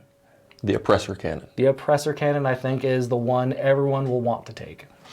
So the oppressor cannon, guys, it's got a measly 90-inch range. Remember we said before that plus 4 inches wasn't, you don't need it. You don't need it. Heavy D6 plus 3, strength 10, neg 3, 4 damage. So you're reducing your max shots by 3. You're normalizing the number of shots a little bit more, and you're getting more damage. Yep. And it's at a higher strength. So, especially now in the change of the meta after the latest data slate, Tyranid Warriors losing Transhuman, they're still not bad options for people to take. You still might see them around. So that strength 10 benchmark is going to take advantage of that nerf to those models. Yeah. We're seeing units of 5, units of 6, units of 9 warriors. Well, we have that handy mechanized order to double the unit size for blast. So there's a very high likelihood this tank just picks up the unit. So getting that medium number of shots on that D6 roll, averaging it out to 3 instead of 1 or 2, 6 shots hitting on 3s. On the low end, that's going to hurt a lot of stuff. Absolutely. And alternatively, instead of taking that Castigator Gatling Cannon, you can throw a little mini, and mini I use loosely, Demolisher Cannon on the front instead. So with the Pulverizer Cannon, it's got that 24-inch range, heavy D6, strength 8, AP 2, damage 3, blast. This is just, this entire vehicle will just pick up other vehicles that I can see. Absolutely. Personally, for me, I think I'd stick with the Gatling Cannon, just as a way for the tank to dig itself out of combat if it needs to. I think that's probably the better option, especially since you can throw multi-Melta Sponsons and Melta-Guns on this. So you are never in short supply of things to kill vehicles or monsters. So you can kind of, if you're not scraping for points, you max out those options and keep your anti-infantry options available on the vehicle. Don't forget to take armored tracks. Definitely take armor tracks. But that's pretty much the Dorn. Outside of that, when you take the Oppressor Cannon, you get a coaxial autocannon, which also has the turret keyword. Standard autocannon, just hitting on 3s with it. Do you want to handle the next two? Next two, where are we at? Heavy Weapon Squad. They're the same as they always were. They have the platoon keyword, so you can give them those nifty things. Probably the biggest point of note for heavy weapon squads, though, is the mortar has been upgraded to strength 5 base. Still no AP, but if you do like this and the next option pair really well with Ursula Creed of getting the +1 strength, ordering them for the bonus AP. Strength 6, AP 1, that'll tear up a lot of Eldar players. That'll tear up other Guard players. So mortar teams could be back in play. I don't think so, but it's an option to try and throw out there as well. Yeah. The brand new Field Ordnance Battery. It's got some pretty cool options in it. I don't really think it's currently the best option to have anything go with it. They're just too big. They're too big. You get 1 gun per slot. Well, you get 2 because it comes in a unit of 2. Is it a unit of 2? It's a unit of 2, but they're on 100mm bases. So for those of you, as a point of reference, that's like an Armiger Knight base. When you have to take 2 of those, that's really hard to hide no matter what your terrain setup is, whether it's player placed or GW style or anything in between. It's going to be very hard to hide these and protect these. Their damage potential is pretty sweet, but I just don't think they're long to live on the table. No, they're only toughness 4, only 6 wounds, only a 4-up save. Yeah. They're artillery with the platoon keyword, so they can get those regimental orders. They're not getting any sort of cover bonuses or anything like that outside of dense, but they've got the bombast field gun, which with Ursula Creed can be more efficient, but at base it's strength 7, AP 2, damage 2, blast, doesn't need line of sight to shoot something. So with Ursula, you bump that up to strength 8, AP 3 when you order it. I would honestly not really consider that. There are better artillery and no line of sight options available. The heavy las cannon is kind of cool. Heavy 2, strength 10, AP 4, D3 +3. Lehman Russes probably do it better. Yep. And the Malleus rocket launchers, 48, heavy D6 +6, strength 6, AP 1, damage 1, blast. Again, there are other options for anti-infantry if that's the kind of route you want. The models look super sick. Competitively, at this time, I don't think that they're where they need to be to really see too much table play. I would agree. How about these guys, Mike? What do you got to say about these guys? I think we're definitely going to see some table play out of these guys. So next up, guys, we have the Lehman Russ battle tank. It's an oldie, but it's still solid as hell. It is definitely a goodie now. Yep. So you can still take them in units of 1 to 3. Got the 2-up save, toughness 8, 13 wounds. Which that is an upgrade. It's an upgrade. They got +1 wound. Okay. Honestly, I like all the guns, barring the Demolisher Cannon. I don't think they did the Demolisher Cannon any favors with this book. I agree. The Punisher is also very situational, coming down from a potential 40 shots down to static 20. They gave it AP now at AP 1, and they put it up to strength 6. I don't think the Punisher is worth it. And like Mike was saying, the Demolisher Cannon, it has not normalized its number of shots. Before you would get the 2d6 with grinding advance. Now it's just flat d6. The damage has been improved. Instead of d6, it's d3 +3. I don't know about you, but I like to roll 1s.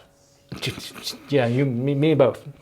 English, it's hard. But I don't think the Demolisher is going to see as much table play as it used to. Correct. What do you think are the absolute best in this, though? Personally, I am a huge fan of the basic battle cannon. I agree. You're not paying extra for it. They've normalized the shots. Good strength, decent AP, flat damage 3. And when Mike says normalized shots, it is d6 +3. So always getting a minimum of 4.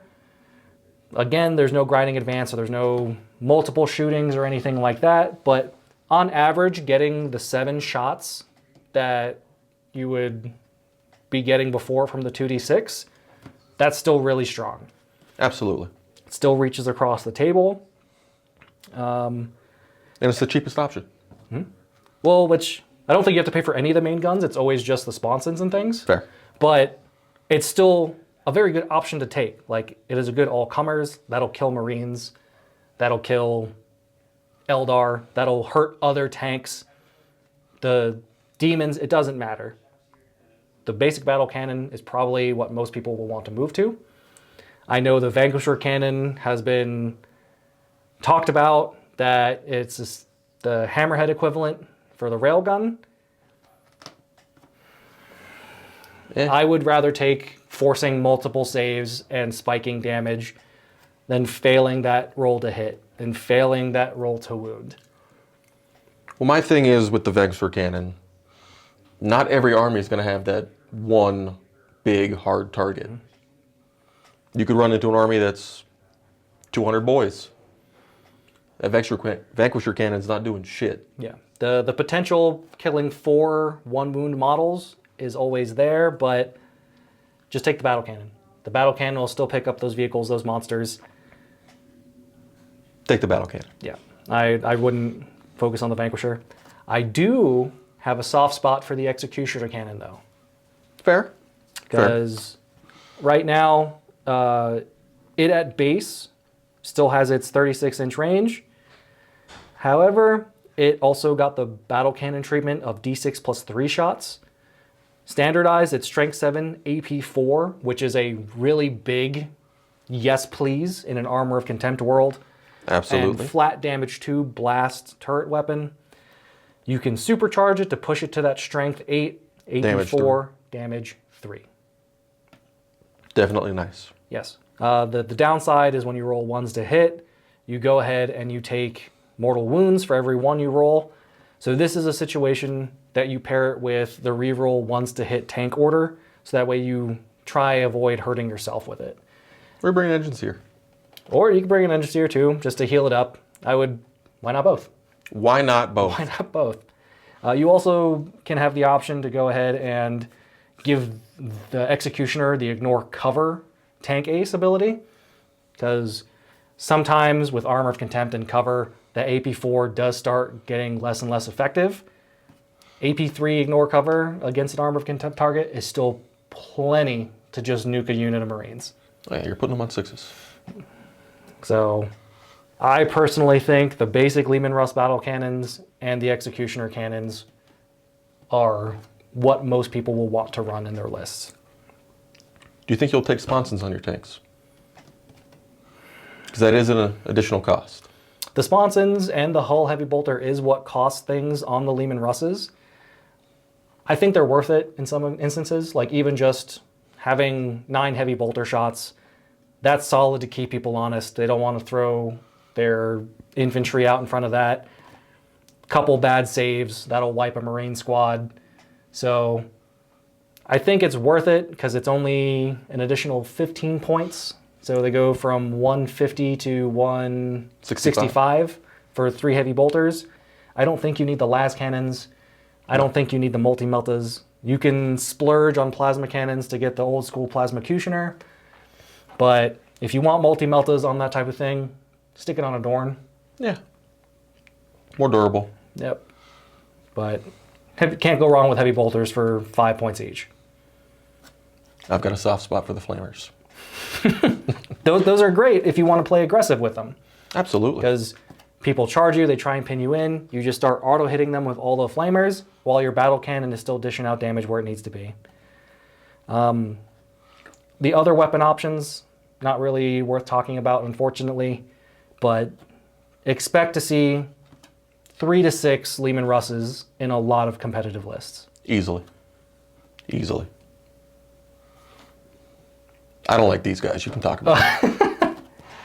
So I think this is another great upgrade for the Guard Army in the Basilisk. It still has its range 1,000,000, but it has been upgraded to Strength 10, AP3, flat damage 2 on the Earthshaker. It has Blast. It doesn't have Turret, so it's going to be hitting on 4s. So again, if they remove the benefit that they have for the no line of sight shooting that Guard currently have, it's going to be significantly worse. But having the option to dig things out at strength 10, AP 3, damage 2, I don't think you can overlook it. So Why does it need 20-foot range? I don't know, but it's there, and I'm not going to complain about it. Compared to its current overpicked unit in the Manticore, I do think the Basilisk is now better. Agreed. So Agreed. The Manticore now, they've done a swap of sorts. So the Basilisk has gone up to strength 10. The Manticore has gone from 10 to 9. It still has its AP 2. It is now pretty much the tank ace it used to be of flat 3 damage. The extra damage is nice. The lowered AP and lowered strength is the concern that I have for them. They still can only shoot 4 times a game. Both of them now have the same number of shots of D6 plus 3. So I just don't really see... There's no reason not to take a Basilisk over the Manticore. Yes. I would argue 2 Basilisks in a list is a really sweet spot to be in. You can't take them in squadrons anymore, so each of them is going to eat a heavy support slot. But I would start looking at Basilisk options over Manticore options. Fair. The Manticore used to be able to take its 2 different versions of rockets, I believe. Now it's just the Storm Eagle rockets. Probably best to just put them back on the shelves. How do you feel about this one, Mike?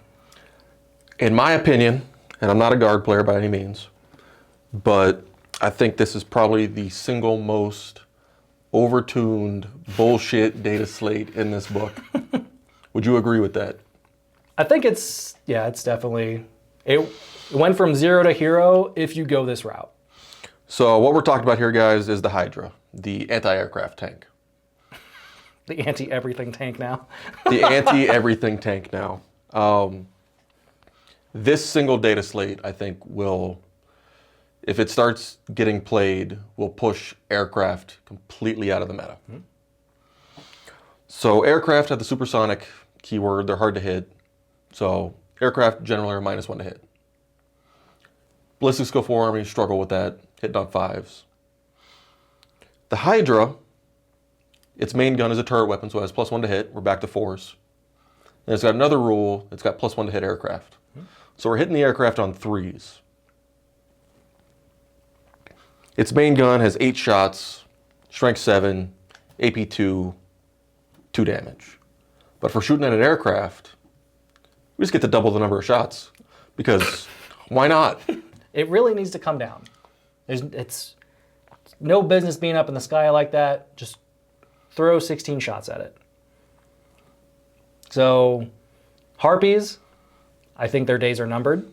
There really weren't that many other aircraft floating around in the meta that I'm aware of. Maybe a couple Orc jets still. Orc jets, some Tau bombers, we're seeing a resurgence. This is gonna hurt everything. Yeah, if you run into a guard player with 1 Hydra, or 2 Hydra, or 3 Hydra, you're gonna have a bad time. If he has 3 Hydra, I'm okay with that. Well, see, you really can't say that, though, because with 8 Strength 7, AP 2, Damage 2 shots that hit ground targets on 3, that's still a problem for most things. Like, that'll chew up... I agree. That'll chew up But everything. if they're taking 3 Hydras, they're not taking 6 Lehman Russes. Why not both? Shut up. You can fit it. Trust me. Everything is so ridiculously low pointed, you can fit it. Strength 7. It is Strength 7. That'll still chew through most things with the volume of shots. It will.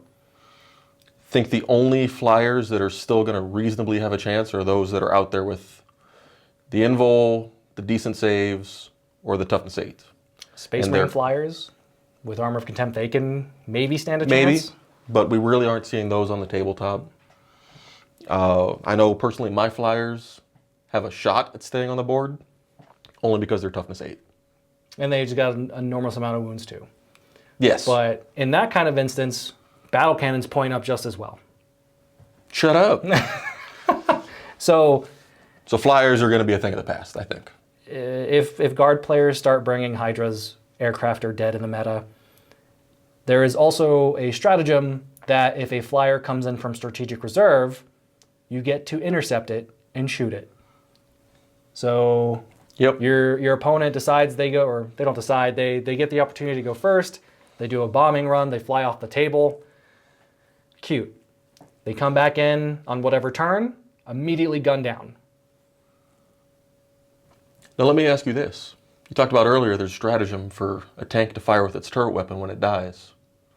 If I were to see this across the table and shoot it first, could it then just shoot my plane out of the air at a spite? It certainly could.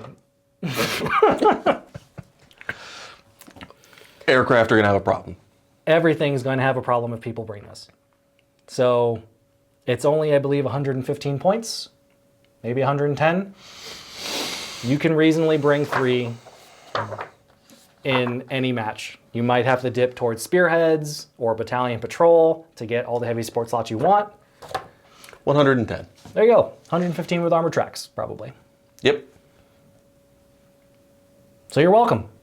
One of the worst models in the entire game got way better. Unfortunate for most. Moving on. So talked about the Manticore. The Hydra's counterpart, the Wyvern, I don't think it really rates as high as you did in days past. It rated high in days past. It did. It used to be able to reroll wounds. It used to be able to ignore cover in different formations. So there was a time where the Wyvern was really good. It looks like hot garbage. Most guard things do. Look at Horseman. No. The data slate looks like hot garbage. Oh, yeah, that too. Yeah, that too. So it's still got its Wyvern, Quad, Storm Sword, Mortar. Still heavy 46, Strength 5, AP 1 now, Blast, ignore line of sight. So no reroll to wound, no anything like that. You're probably, like, if you want a Wyvern, take Mortar teams, order them to be better than this. Take a Hydra. And just take a Hydra too. Just break off or stick some dowels in all your Wyverns barrels, and now you've got Hydras again. Yep. That's pretty much all we got to say about this. Now, the next thing is probably the thing people have enjoyed the most when thinking about the Guard Codex and all the leaks, is the Death Strike. I think it's pretty gimmicky. It's definitely gimmicky. I know a lot of other content creators have done videos specifically on this already, so I don't know that we need to go too into detail on it.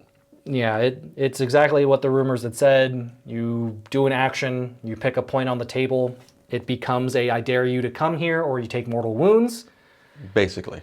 You can... It's a movement denial gimmick. Yeah, like, it can't block off objectives as well as you might think, or at least the most deadly versions of the missile can't.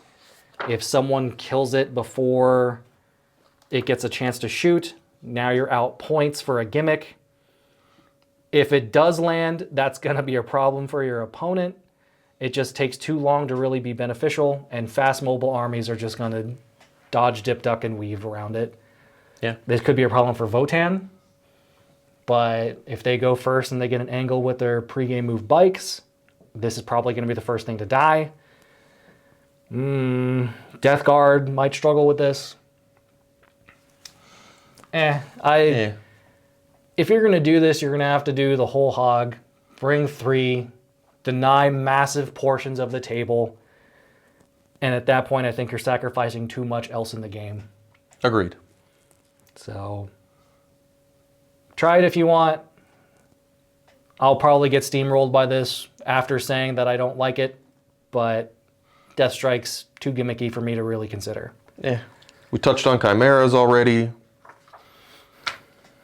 Which, ultimately, I don't think there's a place for transports in this army anymore. Before, people would take 2 to 3 Chimeras. Now I don't think you need them, because now you need all the points you can to just throw into all your damage-dealing vehicles. The infantry, in a lot of instances, they're just there to score. You don't really need to be pushing them up in APCs. This is where we differ a little bit. There is one transport in this book that I personally like. but it happens to be a super heavy. We'll get to those. That's another issue, I believe, in this book. You can still order out of chimeras. But it's one order. It's one single order. Yeah. I would probably just pass them. The Torox is still hot garbage. Yep, moving on. That's another reason to just not pay attention to them.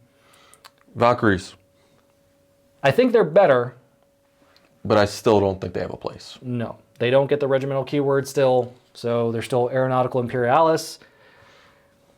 They can drop dudes off places. The rules to drop things off have slightly changed. They've become much better, in my opinion. You can still grab shoot out. If you are Tempestus, you can drop off closer to units, because otherwise you have to be 9 inches away. If you're Tempestus, you can come in 6. Tempestus ignore the ability to kill themselves when they jump out. But overall, I wouldn't really say this is anything great. It no longer has roving gunship, so it's not going to be hitting on heavy bolters. It did get moved up to ballistic skill 3, so that's just a buff across the board. So it's still a good choice for the points cost. I don't think it's worth it. There's better places to spend your points. Yeah. Can't take them in squadrons. They can't be ordered. None of that stuff. So it all comes down to the list build. If you're focusing on something, it could be worthwhile. Other than that, probably put them on the shelf. Aegis defense line. We covered it earlier. Significantly better. Like, if you have 40 to 80 points to put a fortification network in and take 2 to 3 Aegis defense lines, you're absolutely going to want to, especially if you're focusing on infantry in your army. They fill gaps in terrain to protect you. They can become a liability since they're a defense line that if people push into them, they're also benefiting from it. So be careful or mindful with that if you're going against a combat army, that they have no shooting, maybe tuck those way in the back. They do become problematic because they're going to start dictating how vehicles start moving around those lanes of movement. But Aegis defense line, giving light cover, heavy cover, armor of contempt on infantry, paired with take cover order. This is significantly better than it ever has been, and potentially one of the best fortifications in the game outside of like the webway. Yeah, and for 40 points, it's a steal. Yeah. It does have the Astra Militarum keyword though, so you're not going to be able to stick it in any army you want. So this is your time to shine, Mike. This is what you've been most excited about. Yes. So I love playing with the big toys. Whether that's a Tau, Guard in this case. Enjoyed the big models. So for me, all the variants are still there. There were 3 that really stood out to me as ones that I would enjoy playing, and I see a place for them on the table. First one, just a basic Baneblade chassis. Huge cannon, like 47 extra guns, just because. And with 30 wounds, toughness 9, and a 2-up save, this thing is going to be a pain to chew through. Mm-hmm. So guys, when you take this, if you don't change anything out, just basic what it comes with, you're getting your coaxial autocannon, so you're going to have turret keyword on that, fire out of combat. Your Baneblade cannon, which is heavy 3d6, strength 9, neg 3, flat 3, blast. Pretty good. that's a paddling. A little bit. Yeah, Demolisher cannon, we touched on that already. Not great, but it'll do some damage. 2 las cannons, heavy stubber, twin heavy bolter, 2 twin heavy flamers, and its melee weapon, the Trax. So just base before you start adding the extra sponsons and all that nonsense, this thing has a crap ton of shots. Tough to kill. It's going to be an opposing piece on the table that has to be dealt with. Mm-hmm. So the other 2 that stand out to me, let me touch on a few more things on the profile real quick. So Baneblade has weapon skill 5, nothing crazy, has 9 attacks though. There is a stratagem that allows your tanks to hit on 4s. if they've got it's either armored tracks or the dozer blades, they get to hit on 3s. Pretty good. 9 attacks, strength 9, AP 2, flat 2. This thing, it can clear itself out of combat. Which, again, since it's got the turret keyword, Doesn't need to. Doesn't need to. And it can sit in combat, shoot at stuff. It can back out of combat and shoot stuff and charge back in. Let's talk about the big boy, Shadow Sword. So most of the things that have the ridiculous guns in this game, it's like 2 shots, maybe D3 shots. This one's going to be D3 plus 3. It is a lot of shots. At strength 18, so it's wounding everything on 2s. AP 5, flat 12. This thing's picking up whatever it looks at. Unless someone gets really lucky on invulnerable saves. Just Really lucky. PIU, as Riley would say. Stands for pick it up. I wasn't too Pick smart it with it up. the first time. And the other one I liked, when we talked about the transport, I really like the Stormlord. Yeah, you can like it.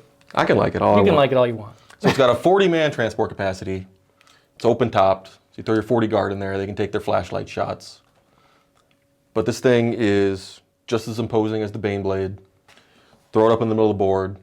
And when you need to throw a guard squad on this objective or that objective, they're probably going to get there with their movement without having to advance, anything like that. I see it as a utility piece to hold the mid-board and launch secured units onto objectives. It does do that well. But if I'm taking a big boy, I want it to kill what it points at. That's fair. I mean, 20 shots at strength 6, AP 2, flat 2. It's not bad either. It's not. No. But it's not the big cannon. You take it. Okay. You take okay. it. Other than that, for the most part, they're all better. They're all the same basic stat line. They all come with armored tracks, so they're all getting +1 save versus damage 1. They're pointed to a degree that you can still bring 3 of them in a super heavy detachment. You're gonna cut out all of your command points doing so, but for around 1,500 points, you can bring 3 of them. You can bring a few infantry squads to sit on objectives and just DPS check your opponent. Can they kill your Baneblade with these new stats? Maybe not. So you're just going to roll them over slowly. You might not be able to win on the mission, however. So that's the trade-off of doing that type of thing. Now, this is for sure, if you're going for that style of army, you're going to want armored superiority over born soldiers. You're going to want to be ordering at least one of them to be objective secured so they can bully those other units off objectives. Someone else is probably going to pound them to dust. Someone else is probably going to get gunner's kill on sight. So Well, if you're taking 3, I think one of them's going to be a tank ace. You're going to have 2 OPSEC big boys. well, there you go. There you go. But again, even in a 3 Shadow Sword, 3 Baneblade army, you're still going to have Lord Solar chilling out. So literally in any list you can think of, he's going to be there. Yeah. But everything has gotten minor upgrades on the weapons. There's just so many, we'll skip them at this point. And pretty much the last thing in the Codex is the Tempestus squads. And like we said before, they've lost the things that gave them flavor. Yeah. They're just a letdown. Yeah, honestly. There's no special regiments for them. They shoot like Kasserkin. They still deep strike, which Kasserkin can't. They eat up elite slots, which again, there's not really much competition in the elite slot for this army, but they're not objective secured unless you take the entire army anymore. You can just take them and do actions. They're pretty much a big letdown, in my opinion. especially since they used to be so flavorful. But for the most part, that is the new Astra Militarum Codex.